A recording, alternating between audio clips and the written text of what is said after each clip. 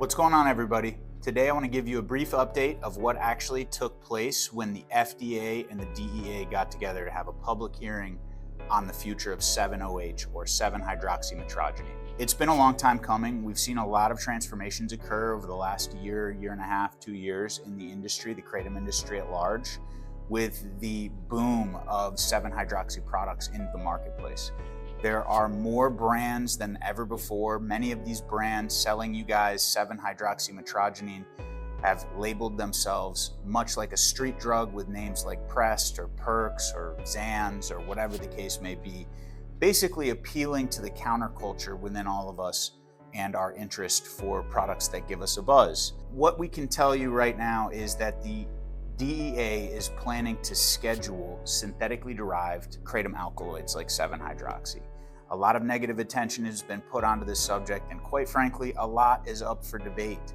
There are many lobbying groups that are pro-kratom in one way or the other. There's the Global Kratom Alliance, there's the American Kratom Association. There are even doctors that fight on behalf of 7-OH, and if you've watched our videos before, as with kratom and as with kava and all products, I always tell people to tread lightly, be careful with these products, but your first introduction to kratom should never have been 7-hydroxymetrogene.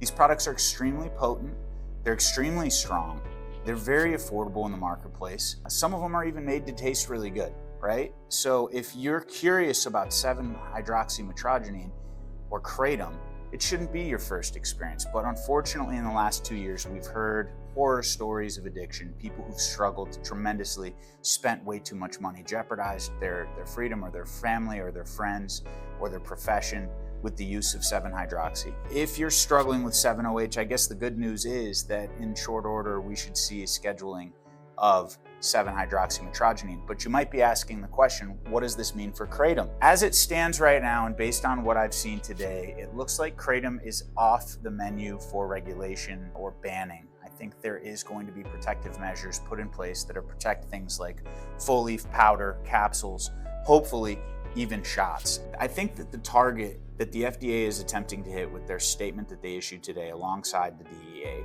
is that synthetically boosted 7-OH products are a problem. So if companies like ourselves are making kratom products that are extracts or regular powder and capsules, as long as we're not artificially boosting the levels of 7-OH within the product, they should be good to go. And I certainly hope that extracts stay on the menu. To pivot for just 1 second, what I'd like to say is that extracts, although sometimes they catch some negative attention, can be a great way for people to have a very regulated and standardized dosing procedure when coming to kratom. So powder can vary from crop to crop with its level of potency. Age affects that as well. But with kratom extracts like this shot, there is a level of consistency inside of this bottle that means that if you found your threshold, you can take the same amount of product every single day and have a standardized dose. The other thing that I can say about extracts as opposed to powder is that they're sometimes easier for the body to process because you don't have all this insoluble fiber sitting in the gut. So there's a lot of you out there that use kratom. You might brew it as a tea, but there's something called burning or toss and wash where people are taking a tablespoon of kratom, putting it in their mouth and washing it down with orange juice. Again, I don't think that's inherently dangerous per se, but what I can tell you is that the body does struggle to break down the fiber in the gut. So I hope that extracts stay on the market. We've got amazing products over here, and we don't want to lose the potential for companies' growth. Obviously, we don't want to grow at the expense of the consumers either. But what I can tell you about this is watching all of this unfold has been a stressful process. When 7-OH brings negative press to the kratom industry, it jeopardizes everything that we do here. And to talk a little bit about my team, everyone on my sales team is passionate about kratom or kava. We use it. We've been using it for 12 years. We've either changed our lives with the help of kratom and extra effort, or we've seen it transform people's lives for the better. That doesn't mean that this product is perfect. It doesn't mean that you should go crazy and say, kratom's the best thing in the world and I should take it, yada, yada, yada. That's not what I'm telling you here. But what I am saying is that we have been passionate about this subject. We do want to see it here as an option for people for many years to come. And we've been worried about the status of the industry with all of these 7-hydroxy products on the market. So with that being said, you can expect to see some scheduling probably in the next 30 to 60 days of 7-OH. It means that smoke shops and vape shops that have been selling the product are going to have to pull it from their shelves. And for those of you that are struggling with addiction to 7-OH, again, obviously cold turkey quitting is probably the best method of approach, but you should do some research and see if there are other Kratom products available to you that might help you get back on track. Again, this is not medical advice. I'm not here attempting to try and sell you guys anything. I'm just trying to keep you up to speed with what's going on in the industry.